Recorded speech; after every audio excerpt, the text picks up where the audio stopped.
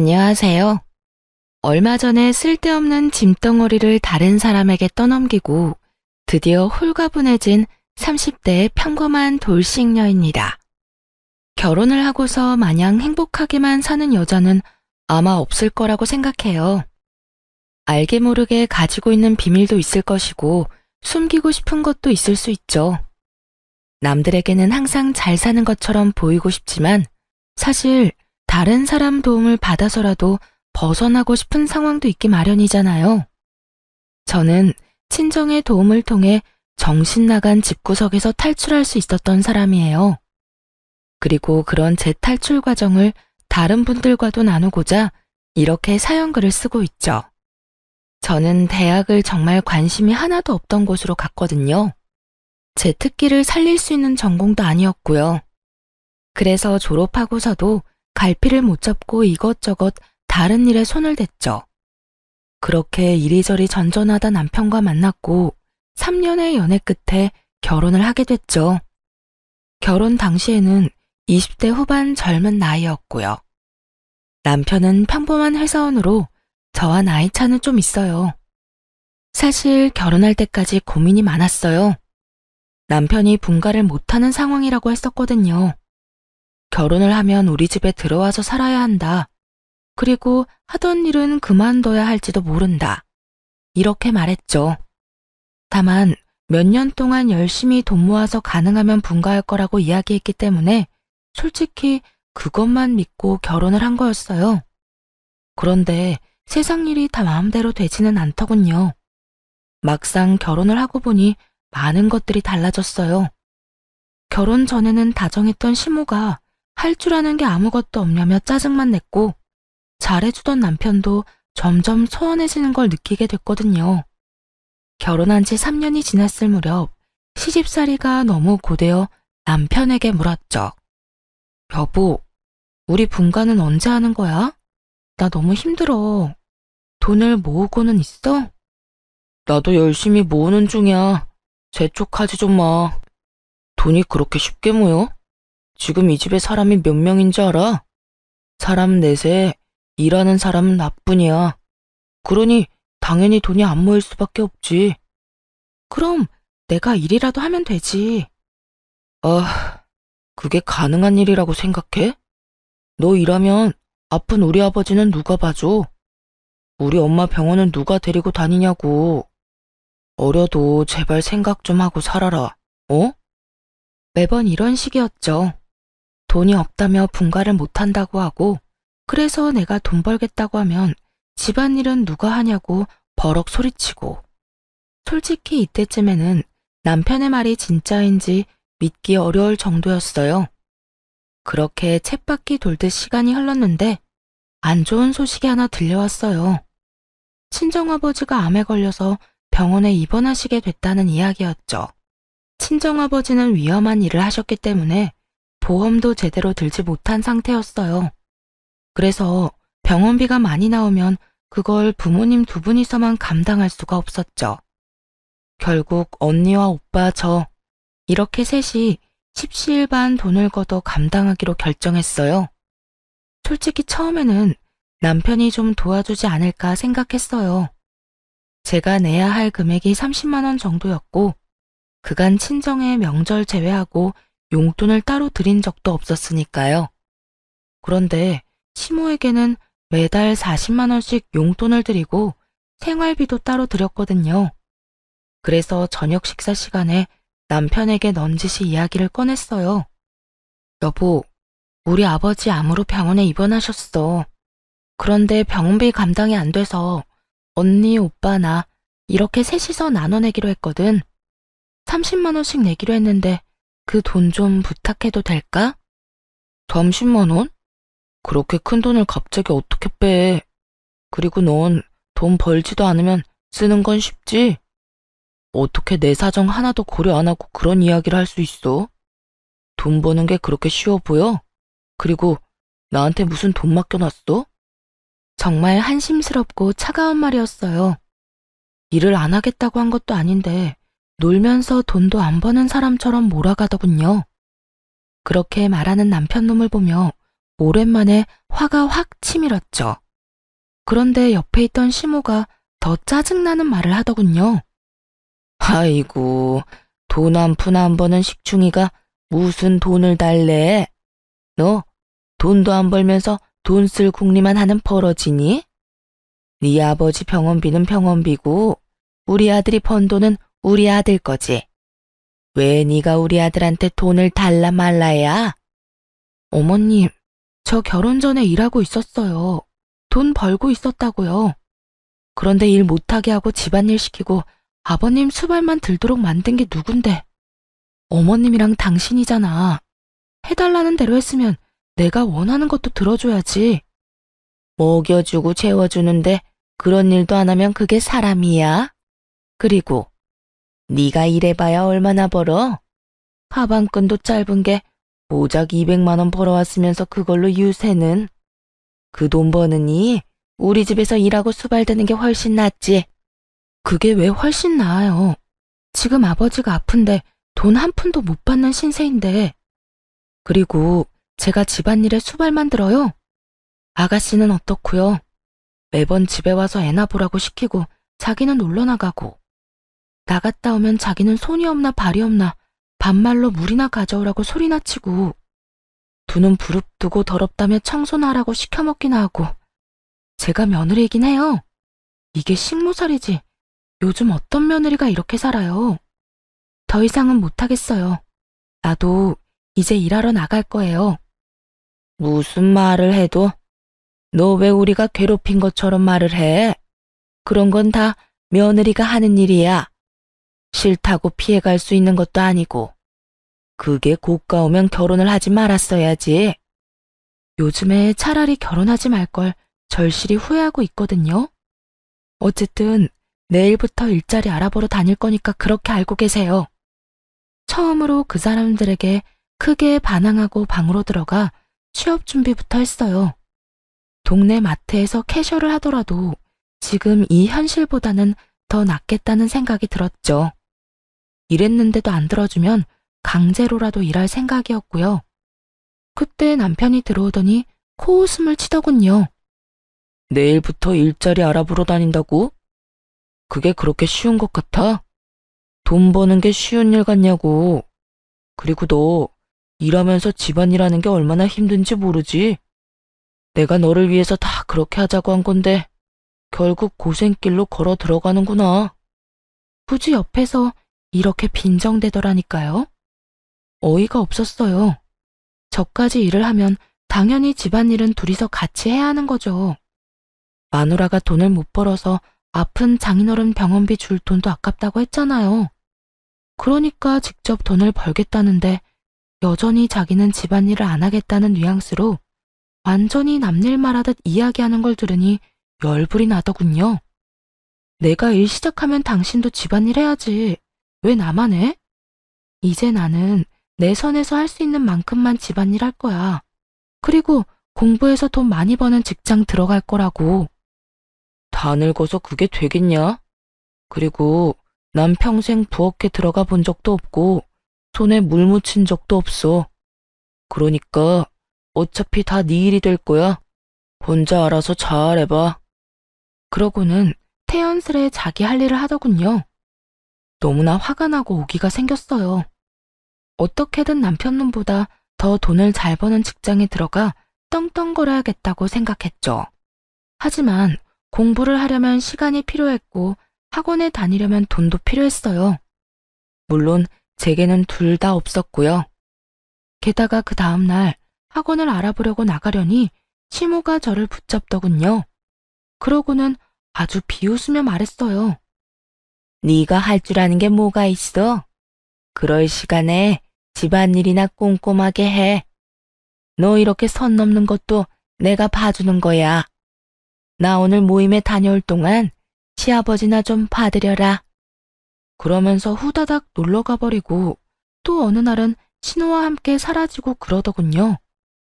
제가 아무리 직장을 가지고 싶다고는 하나 이렇게 아무것도 못하는 뇌졸중 환자를 홀로 둘 만큼 나쁜 인간은 아니거든요. 결국 시부 수발드느라 시간을 다 뺏기고 놀다가 늦게 들어온 시모 때문에 열받고 하루하루 그런 나날이 반복되었어요.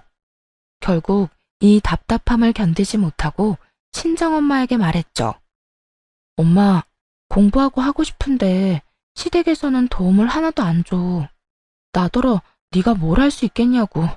그럴 시간에 시아버지 수발이나 들라고 하는데 진짜 미치고 팔짝 뛰겠어. 게다가 더 열받는 건 시어머니가 매번 시아버지랑 나만 두고 집을 나간다는 거야. 내가 아무 데도 못 가게. 진짜 미치겠어. 에휴, 우리 딸, 네가 고생이 많다. 시집살이라는 게 그렇지. 나는 너 결혼하면서 그 집에 들어가 산다고 했을 때부터 느낌이 별로 안 좋았어. 한번 그렇게 살기 시작하면 분가가 쉽지 않거든. 그 상태가 편해지면 아무도 놓아주려고 하지 않을 테니까. 그러면 엄마가 좀 도와줄까? 네가 아무리 말해도 안 듣는다면 내가 사위한테 이야기하는 방법도 있지. 엄마가? 그렇게 해주면 나야 좋지. 그런데 어떻게 할 건데? 그런 대화를 나누고 그날 저녁 식사 시간에 남편에게로 전화가 왔어요. 발신이는 당연히 친정엄마였죠. 저는 아무것도 모르는 척하고 있었어요. 그래, 이서방, 나야. 다른 게 아니라 이번에 자네 장인이 병원에 입원했단 소식은 들었지? 네, 장모님. 들었습니다. 죄송합니다. 저희도 식구가 많은데 버는 돈은 한정적이라. 병원비는 드리기 어려울 것 같다고 와이프에게 말해두었어요. 자네 형님이랑 처형이 막내만 돈 못 낸 거에 대해 불만이 상당히 많아. 다들 힘든 처지에 그쪽만 유별나게 군다고. 그래서 내가 일을 하겠다고 했어. 나라도 나가서 돈을 벌어야 병원비가 충당이 될 것 같아서. 대신 내가 일하러 가면 자네 장인이 혼자 남게 되거든.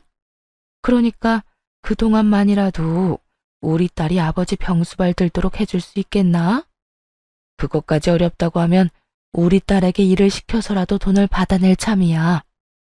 그 이야기를 듣는데 남편놈 미간에 주름이 생기더군요. 돈을 주느냐 마누라의 노동력을 주느냐, 자기 나름대로는 참 힘든 결정이었겠죠. 돈을 주면 자기 식구들이 쓸 돈이 부족해질 거고, 저를 주면 시댁에서 일할 사람이 없어질 테니까요. 그러면 시모가 싫어할 가능성이 100%였죠. 하지만 장모가 직접 전화를 해서 어쩔 수 없이 자기가 직접 일하러 가겠다고 하며 형님과 처형까지 들먹이니 남편도 답을 안 할 수는 없었어요. 그러면 일하시는 날짜부터 이 사람 보내겠습니다. 아휴, 고맙네.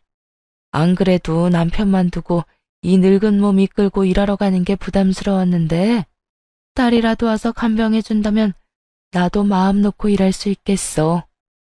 그렇게 통화가 마무리되자 남편놈이 인상을 팍 쓰고는 저한테 그러더군요. 장모님, 언제부터 일하러 가신대? 아마 내일 당장 가신다는 것 같던데. 그럼 내일부터 나 아버지가 입원해 계신 병원에 갈게. 아니, 네가 어딜 가?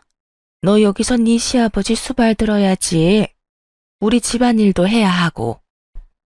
어머니, 당분간은 이 사람 집에 못 있어요. 장인어른이 입원해 계시는데 자식들이 병원비로 30만 원씩 걷자고 했나 봐요. 근데 와이프가 일을 안 하니까 저더러 달라고 했는데 못 준다고 했거든요. 그랬더니 장모님이 일을 하러 가신다네요. 그러면서 장인어른 돌볼 사람 없다고 이 사람 불러서 간병시키시겠대요. 아휴, 그래도 이렇게 갑자기. 우리는 준비가 하나도 안 됐는데. 시모가 난색을 표하기는 했지만 결국에는 저를 보내줘야 했어요. 돈을 주지 않을 거면 딸이라도 보내달란 말이 아무래도 남편에게 먹힌 것 같았죠. 그렇게 저는 친정아버지가 계신 병원으로 갔어요. 네 언니랑 오빠가 돈 더 내기로 했어. 너 힘들게 사는 거 다 아는데 괜히 부담 주고 싶지 않다고 하더라. 엄마가 네 압박 병간호할 테니까 너는 하고 싶었던 공부해. 여기서 혼자 공부해도 되고 학원 등록해서 수업을 들어도 좋고. 엄마, 너무 고마워. 진짜 엄마뿐이야. 너무 기뻐서 팔짝팔짝 뛰며 친정엄마를 끌어안고 고마움을 전했어요. 1년이건 2년이건 네 아빠 목숨 붙어있는 동안은 공부할 수 있을 거다.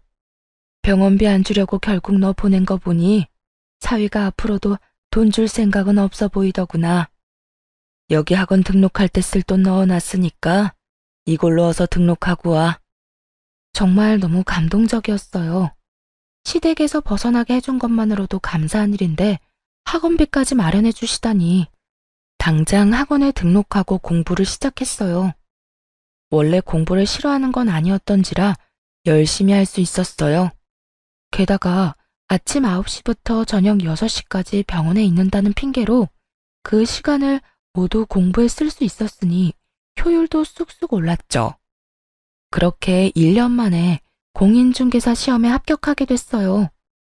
1차, 2차를 한 번에 합격하는 건 물론 쉽지 않은 일이었지만 남편과 시댁을 향한 분노와 오기로 그 어려운 시험을 통과할 수 있었죠. 그렇게 시험에 합격하고 나서 남편과 시모에게 전했어요. 아버지 병간호하며 틈틈이 공부해서 합격했어. 나 공인중개사로 일할 수 있거든. 이제 취업할 생각이야. 미쳤어? 왜 쓸데없는 짓을 하고 그래? 돈 버는 것보다 집안일이 더 중요하다고 했잖아. 너 설마 이러려고 장인어른 병간호하겠다고 했던 거야? 지금 내 인생에 돈 버는 것보다 중요한 건 없어. 우리 아빠 아플 때 나한테 일도 안 한다고 하면서 돈 한 푼 안 준 사람이 누군데? 당신이 내 상황이었어도 그런 식으로 이야기했을까? 나는 그 이야기 들을 때 정말 더럽고 치사하다고만 생각했거든? 아, 시집 와서 돈도 못 벌면 친정에 도움도 제대로 못 주겠구나. 그 생각하면서 5기로 시험에 합격한 거라고. 나도 이제 내 돈 벌어서 친정에 당당히 도움 줄 거야. 그럼 아픈 우리 아버지는 누가 돌봐? 당신이 보면 되겠네. 무려 4년 넘게 내가 수발들었어. 당신 아버지가 아픈 건 당신이 알아서 할 일이지. 직접 못하겠으면 돈으로 사람 사서 쓰든가. 당신 그런 쪽으로 계산 잘하잖아. 아냐? 그리고 이제 난 내 아버지만 건사할 생각이라 당신 아버지한테 신경 쓸 틈이 없어. 와, 이게 네 진심이었어? 너 진짜 불효라는 게 뭔지 잘 알려주는 사람이네. 네 아버지만 소중하고 내 아버지는 소중하지 않다. 당신 아버지가 소중하지 않았으면 4년이나 넘게 수발들었겠어? 그리고 불효를 저지르는 건 넌데 왜 내가 욕을 얻어먹어야 해? 당신이야말로 불효자 그 자체 아냐? 아픈 아버지를 마누라한테 맡겨놓기만 하면 다라고 생각하고 있는 건 아니지? 그걸 사람들이 뭐라고 하는지 알아? 대리효도라고 그래. 남 시켜 먹을 생각만 하지 말고 당신 스스로 효도할 생각도 좀 해. 뭐? 너 지금 말 다 했어? 나한테 감히 그딴 말을 짓거린 거야? 지금까지 속 편하게 먹여주고 재워준 게 얼만데 먹여주고 재워줘? 끼고 있네. 넌 그게 와이프한테 할 말이야? 먹여주고 재워주는 대신 죽어라 일 시킬 거면 그게 식모살이랑 뭐가 달라. 차라리 가정부가 더 낫겠다. 돈이라도 받지. 먹여주고 재워준다는 명목하에 돈 한 푼 안 주고 식모살이 시켜놓고는 이제 와서 뭐? 당신이 대체 뭘 해줬는데 이렇게 당당해? 결혼하면 일하지 말고 집안일이며 수발이나 들라고 한 사람은 바로 너야. 그래놓고 재워주고 먹여준 걸로 생색이란 생색을 다 떨어? 웃기지 마. 눈앞에 보이는 게 하나도 없었어요.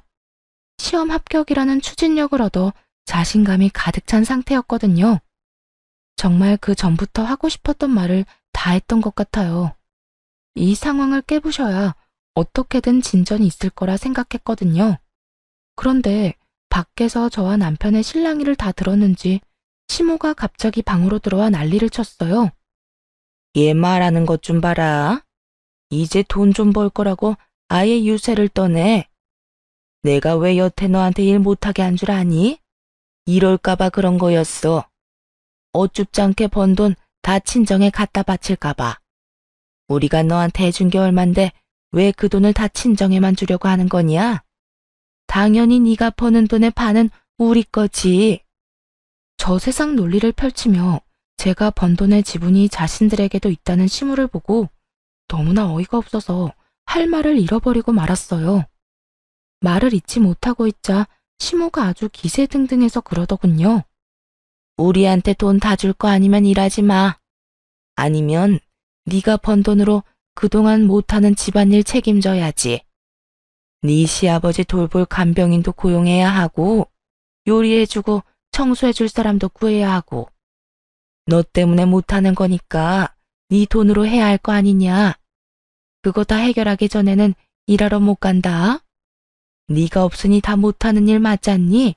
집안일 할 사람이 없는데. 왜 집안일 할 사람이 없어요? 집에서 제일 하는 일 없는 사람이 하면 되죠. 너 지금 이 늙은이한테 일 시키려고 하는 거냐? 어떻게 그런 짓을 할 수가 있어? 솔직히 집에서 하는 일 없으시잖아요. 사부작 왔다 갔다 하며 청소, 빨래, 요리해두는 거 일도 아니죠. 그리고 맞벌이하는 부부들은요. 보통 집안일을 나눠서 해요. 둘 다 돈 버니까 집안일도 나눠서. 아시겠어요? 제가 돈도 벌고 집안일도 다 할 거면 결혼은 왜 했겠어요? 차라리 혼자서 속 편하게 살지. 대화를 할수록 이 상황이 비정상이라는 걸 깨닫게 됐어요. 웬만하면 결혼 생활을 유지해야겠다고 생각한 것도 잘못됐다는 걸 알게 됐죠. 이건 평범한 상황이 아니었고 정말 이혼을 해야만 하는 상황이었으니까요. 며느리를 이따위로 취급하는 시댁에서 더 이상 살 필요가 있을까 싶었어요. 게다가 이제는 돈을 마련할 수 있는 최소한의 자격도 생겼잖아요. 그걸 생각하니 없던 용기도 막 솟더라고요. 말을 한마디도 안 지는구나. 너 못 나간다. 밖으로 못 나가.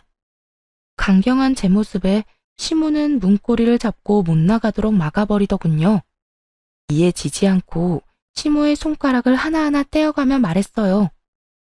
내가 왜 이딴 취급받으면서 당신들하고 살아야 하는 건지 모르겠어. 우리 이혼하자. 나 당신이랑 그리고 당신의 가족이랑 더는 못 살 것 같아. 여보, 무슨 소리야. 이혼은 무슨 이혼? 우리가 왜 이혼을 해? 이제 일 좀 시작한다고 막 들떠서 그렇지? 그거 한때야. 나중에 거품이라는 걸 알게 될 거라고. 거품이든 뭐든 난 더는 이렇게 못 살아. 5년 동안 이 집에서 식모살이 하며 산 것도 진짜 대단하다고 생각하거든? 그러니까 제발 이혼 좀 해줘. 나 이런 데서 시달리다 죽기 싫으니까. 그렇게 소리를 빽 지르고 친정으로 와버렸어요. 짐들을 다 놔두고 왔지만 나중에 몰래 가서 가져올 생각이었고요. 시댁에서 나와 가장 먼저 한 일은 변호사를 만나는 일이었어요. 그리고 바로 이혼 소송을 접수했죠. 그날 저녁 시모에게서 전화가 계속해서 오더군요. 전화를 안 받으니 그 다음에는 문자까지 왔어요. 이혼은 무슨 이혼이냐. 내 눈에 흙이 들어가도 이혼은 안 된다. 너는 죽어도 이 집 귀신이다 등등. 이런 무시무시한 문자를 많이도 보내더군요. 참 웃겼어요. 묵묵히 일만 하던 식모가 이제 자기 살 길 찾아 떠나려니 이렇게 앞길 막으려는 사람이 많은가 보다 싶었죠. 시간이 흐르고 남편과의 이혼, 그리고 새로운 직장에 적응하기 등 그런 것들로 하루하루가 굉장히 버겁고 힘든 상황이 되었어요.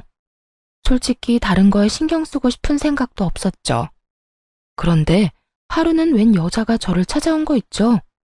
처음에는 집 보러 온 고객인가 싶었는데 저를 콕 집어 잠깐 밖에서 보자더군요. 누구냐고 물었더니 남편 이름을 대며 할 이야기가 있다고 하는 거예요. 그 여자가 꺼낸 이야기는 충격적이었죠. 나요. 그 사람 애인이에요. 그런데 그 사람이 당신 때문인지 나하고 결혼을 빨리 안 해주더라고요. 이혼을 한다고 했는데 어떻게 됐는지 이야기도 안 해주고. 그래서 그 사람 등 떠밀어주려고 당신 만나러 온 거예요. 우리를 위해서 빨리 이혼해주면 안 될까요? 뜬금없이 등장해서는 정말 기세등등한 상간녀였어요. 저는 남편에게 상간녀가 있는 줄도 몰랐거든요. 이혼을 결정하고 나서는 신경 쓸 겨를도 없었으니까요. 그 전에는 시험 공부 때문에 바빠서 눈치도 못 챘고요. 솔직히 처음에는 화가 엄청 났거든요. 아픈 장인에게 줄 병원비는 없으면서 여자한테 쓸 돈은 많나 하는 생각 때문에요. 이혼을 결심하기 전이었다면 계속해서 화나고 열받았을 텐데 남편 측이 이혼을 안 해주고 있는 이 상황에서는 무척이나 환영할 만한 등장이었죠. 솔직하게 말해서 제 입장에서는 막을 이유가 전혀 없잖아요. 나 대신 그 지옥불에 스스로 들어가겠다는 용감한 여인을 말이에요. 누가 봐도 제가 그 사람이랑 더 잘 어울려요. 그리고 그 사람이 저한테 쓴 돈도 어마어마하고요. 저는 사랑하지 않으면 그렇게 못한다고 생각하거든요. 남편의 어디가 좋아서 결혼하려고 하시는 건지 물어봐도 되나요? 우선은 돈을 잘 벌잖아요. 그리고 저한테 잘 쓰기도 하고. 무엇보다 잘해주니까 여자로서 마음이 혹할 수밖에 없죠. 그거만 끝 아닌가? 듣자 하니 와이프한테는 돈도 잘 안 쓰고 잘해주지도 않는다고 하던데. 솔직히 그러니까 지금 그런 꼴로 다니시는 거겠죠. 저는 그 사람이 명품 가방도 선물해주거든요. 상간녀가 들고 있는 가방은 정말 몇백만 원짜리 명품 가방이었어요. 그걸 보고도 화가 나기는커녕 도리어 차분해졌죠. 그래, 이 사람한테 모든 걸 넘기자. 사실 그 생각만 들었거든요. 좋네요. 그럼 그쪽이 그 사람 가지세요. 저는 딱히 이제 필요 없거든요. 저한테는 돈 쓰기 싫어하는데 당신한테는 잘만 쓴다니 다행이네요. 그런데 대신 이거 하나는 알아둬요. 난 당신한테도 위자료 받을 거예요. 상간녀 위자료 청구 소송 알죠? 그 사람이 유부남인 거 알고 당신이 먼저 찾아와서 이혼해달라고 말했으니까요.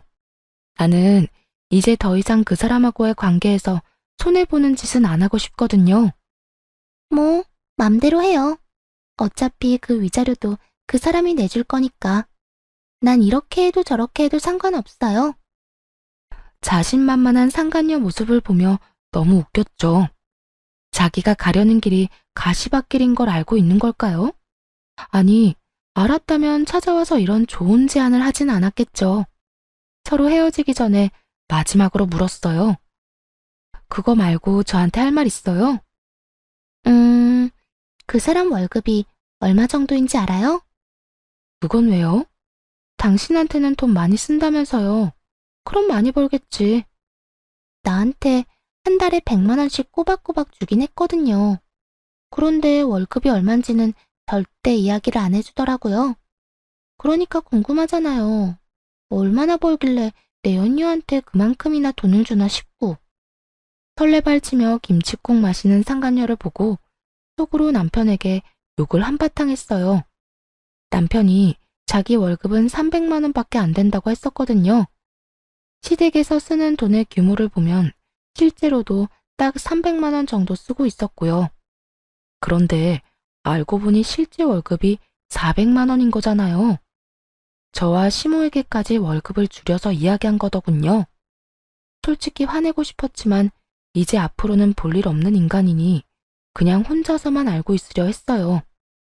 화나는 것과 별개로 상간녀와의 만남은 매우 유익한 시간이었어요. 그때 나눈 대화 덕분에 수월하게 이혼할 수 있었거든요. 배우자의 유책 사유를 밝히는 게 제 상황에서는 좀 애매했거든요. 법적으로 따지니 괴롭힘의 증거가 부족해서 좀 걱정스러웠는데 이렇게 떡하니 외도한다는 사실을 알려주는 사람이 나타나서 다행이었죠. 당연히 저한테 더 좋은 쪽으로 판결이 났고요. 결국 위자료의 재산 분할까지 살뜰하게 챙길 수 있는 건 다 챙겨서 이혼했어요. 그리고 상간녀 소송까지 진행해서 그 위자료도 빠짐없이 청구했죠. 상간녀의 존재가 드러난 뒤에 남편놈이 시댁에 이야기를 했을 거라고 생각했어요.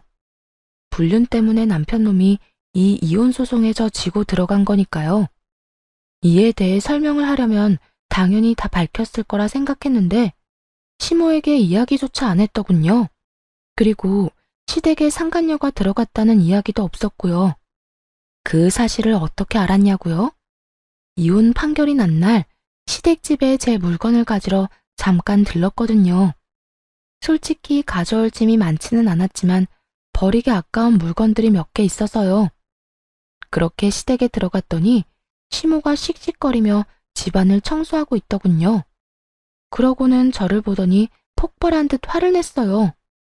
너 여기가 어디라고 와? 이혼했으면 얼굴도 들이밀지 말아야지. 내가 지금 너 대신 집안일 하느라 죽어나는 거 안 보이니? 며느리가 돼서 이거 하나 못하겠다고 이혼이나 하고 집 나가고. 잘하는 짓이다. 망할 것 같으니라고. 우리를 이렇게 물 먹여놓고 나가서 잘 살 수 있을 것 같아? 넌 나가자마자 망할 거야. 하는 일마다 다 재수가 없을 거라고. 이 천하의 재수 없는 년아. 네네. 그런데 왜 어머님이 청소를 하고 계세요? 이 사람 내연녀 있는데요. 사귀는 사람 있어요. 몰래 바람 피운 여자. 그 여자가 이 집에 그렇게 들어오고 싶어 하던데 왜 안 왔나 모르겠네요. 그 여자한테 시키면 되잖아요. 뭐? 그런 여자가 있어? 너 왜 숨겼어? 그런 여자가 있으면 당장 데려와야지. 봐라. 너 같은 거 없어도 우리 집에 여자가 넘쳐난다. 우리 아들 마누라 자리를 탐내는 여자가 이렇게 많아. 어머니, 아직은 시기상조예요. 불러서 뭐 어쩌시려고요? 일단 나중에 좀 더 시간이 지난 뒤에 불러서. 그동안 내 어깨며 허리며 다 못 쓰게 되면 네가 책임질래? 난 이제 못한다. 힘들고 아파서 더는 못해. 며느리감이 있는데 왜 안 데려와? 일을 시키면 저처럼 도망갈까봐 남편놈은 상간녀를 부르기 꺼리는 느낌이었어요. 하긴 그럴 가능성은 충분히 높았죠. 상간녀가 얌전히 집에서 일할 만한 관상은 아니었거든요. 돈 때문에 남편과 저를 하루빨리 찢어놓으려는 여자였는데 여기서 시모가 시키는 대로 일을 한다고? 절대로 그렇게는 못할 사람이에요. 그런데 남편이 상간녀를 안 데려오면 이야기가 진행이 안 되잖아요. 저도 내심 이 집안이 풍비박산 나는 거 보고 싶었거든요. 그래서 몰래 그 여자한테 문자 보냈어요. 남편놈 어머니가 당신 보고 싶어 하니까 당장 달려오라고요. 야무지게 지도도 첨부해서 말이죠. 그리고 두 번째 폭탄을 시모 앞에 터뜨려줬어요. 하긴 데려오기 좀 그럴 수도 있죠. 그 여자 데려오려면 월급 이야기도 솔직하게 해야 하니까요. 월급? 그게 무슨 소리야? 이 사람이 그동안 저랑 어머님 속이고 상간녀한테 매달 100만 원씩 줬대요. 세상에, 월급이 300인 줄 알았는데 400이더라고요. 그중에 100만 원이나 매달 내연녀한테 쓰다니 얼마나 통 큰 사람이에요. 어머니한테는 꼴랑 용돈 40만 원만 주던 사람이. 제 말에 정신이 획가닥 돌았는지 시모의 눈이 뒤집어지더군요. 이 미친놈이 여자한테 100만 원씩 줬다고? 야, 네가 진짜로 미쳤구나. 어떻게 집도 아니고 밖에다가 그렇게 돈을 뿌리고 다녀? 그래놓고 여태 돈 없다고 용돈을 40만 원만 줬어?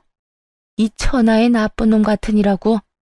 너 엄마는 줄 돈 없다고 속이고 바람 피우는 년한테 돈 다 몰아준 거야? 시모도 화가 날 만하죠. 우리 아버지 아프다고 병원비 좀 달라 했을 때 돈 없다고 안 주던 놈이 원래는 100만 원이나 더 벌고 있었다는 걸 알았을 때 저처럼요. 저 대신 열심히 화내며 남편놈 등짝을 두드리는 시모를 보고 묘한 희열을 느꼈어요. 그리고 옆에서 짐이나 부지런히 챙겼죠. 두 사람이 싸우거나 말거나 저하고는 이제 상관없잖아요. 구경하는 건 너무 재밌었지만 굳이 끼고 싶지는 않으니까요. 그런데 도중에 벨이 울리더군요. 혹시라도 남편놈이 돌려보낼까봐 손수 문을 열어줬어요. 상간녀가 등장하자 남편놈 얼굴이 부들부들 떨리기 시작하더군요. 너 여기 왜 왔어? 내가 때 되면 부른다고 했잖아. 상간녀에게 한 소리 하려는 남편놈을 맞고 상간녀에게 웃으며 말했어요. 어머, 잘 오셨어요. 저도 이제 막 짐 다 싸서 나가는 길이거든요. 앞으로 여기서 먹고 자고 함께 지내며 시부모님 수발 들고 식모살이 하시면 돼요. 저를 대신해서 말이죠.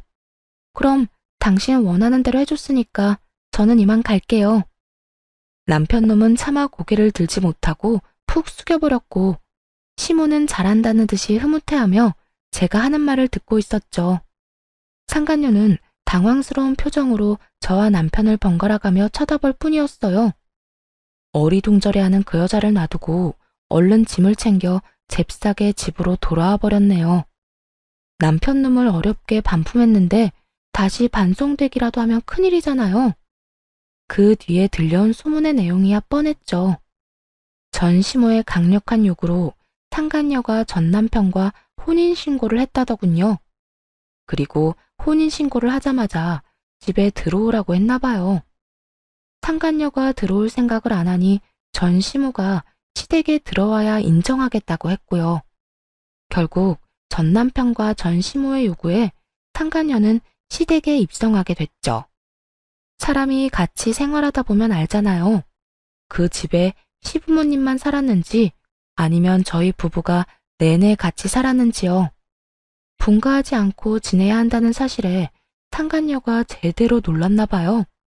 자기는 사기당한 거라고 전 남편에게 책임지라고 당장 분가하자고 난리를 쳤대요. 전 시모는 시모대로 집안일도 제대로 안 하는 며느리만 보면 떽떽거리다가 결국 지쳤는지 며느리 모시고는 못 산다며 아들을 들들 볶아댔다고 하더라고요. 그런데 더 웃긴 건 전 시모와 상간녀가 주도권 때문에 싸운 게 아니었다는 거예요. 사기 결혼 당했다고 생각한 상간녀는 돈이라도 왕창 뜯을 생각을 한 건지 결혼 후에도 전 남편에게 매달 100만 원씩 달라고 했대요. 전 남편 놈은 잡은 물고기한테는 밥 안 주는 것처럼 돈을 안 줬고요. 저한테 했던 말을 상간녀한테도 똑같이 했다고 들은 것 같아요.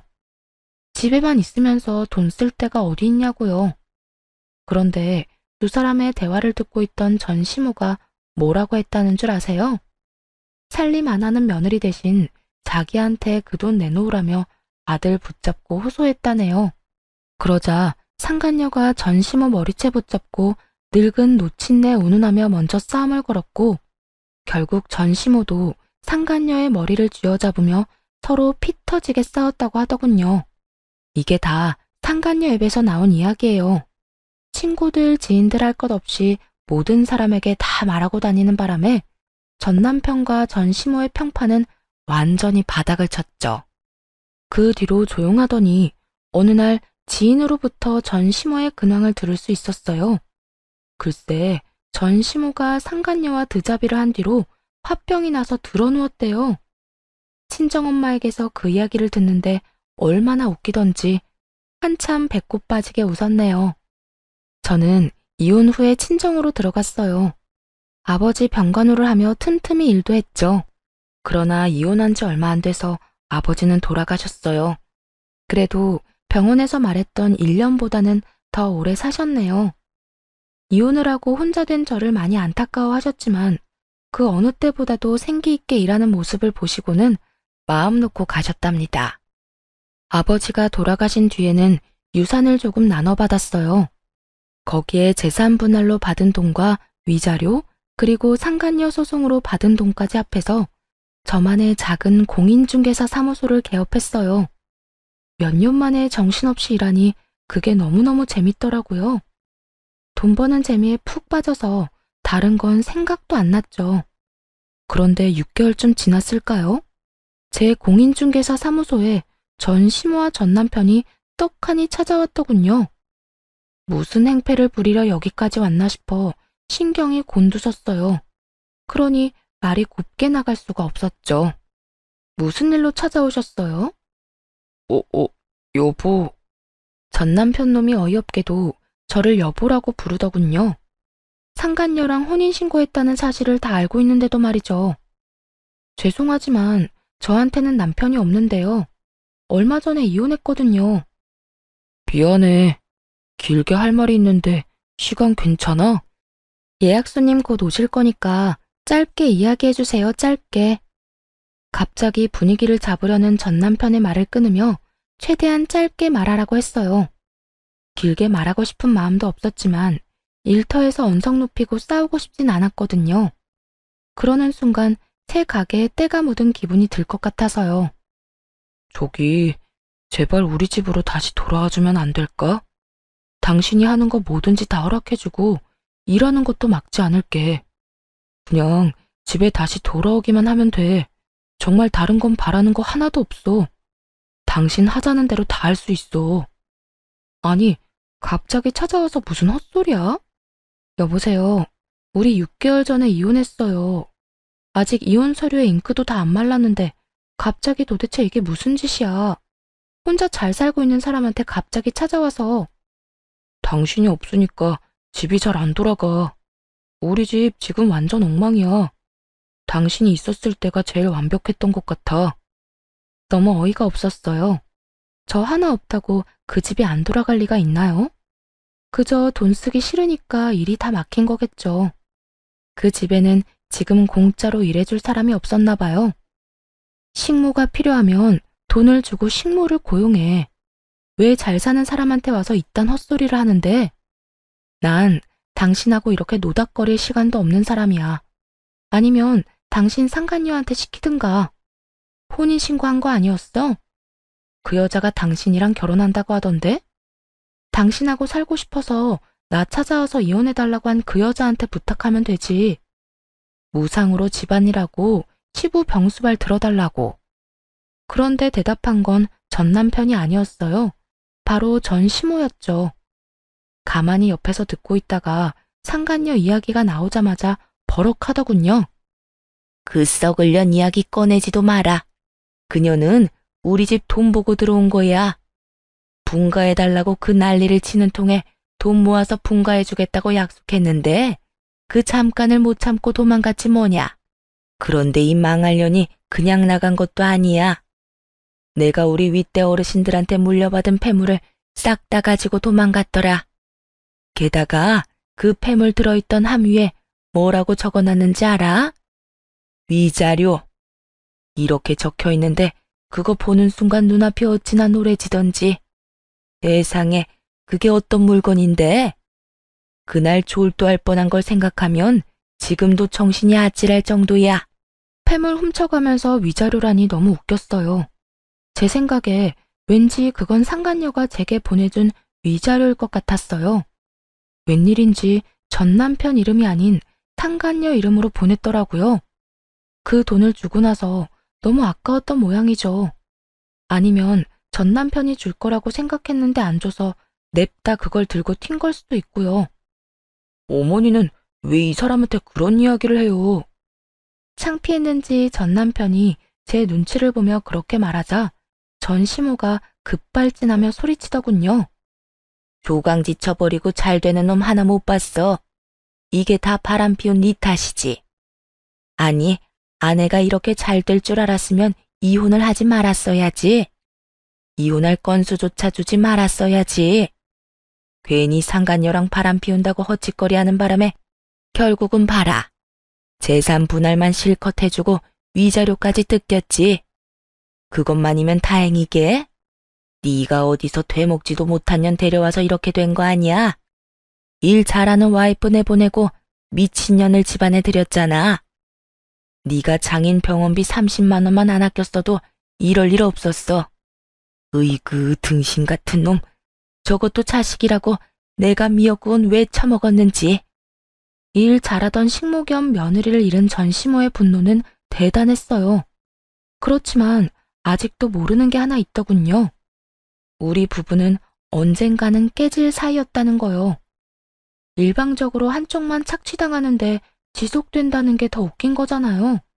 제가 언제까지 참을 거라고 생각했는지는 모르겠는데 아마 몇 달도 안 돼 폐물 들고 도망간 상간녀보다는 월등히 나아 보였나 보죠. 그러자 전 남편 놈도 화가 나는지 자기 엄마에게 큰 소리를 치더군요. 와이프를 식모처럼 부렸던 사람은 어머니잖아요. 사람 무시하고 모멸감까지 줬으면서 왜 저한테 책임 전가하시는데요? 그리고 그 여자 일도 그래요. 처음에 부르지 말자고 했잖아요. 시간을 들이자고. 그런데 뭐가 그렇게 급했는지 조금도 못 참고 불러들여서는 결국 보세요. 여자가 놀라서 도망갔잖아요. 요즘 세상에 시부모 수발 들면서 함께 사는 여자가 어딨어요? 저를 좋아해서 결혼해서 다 나가 떨어질 판이라고요. 하라고 하는 대로만 했으면 다 잘 풀렸을 텐데 어머니가 죄다 망친 거예요.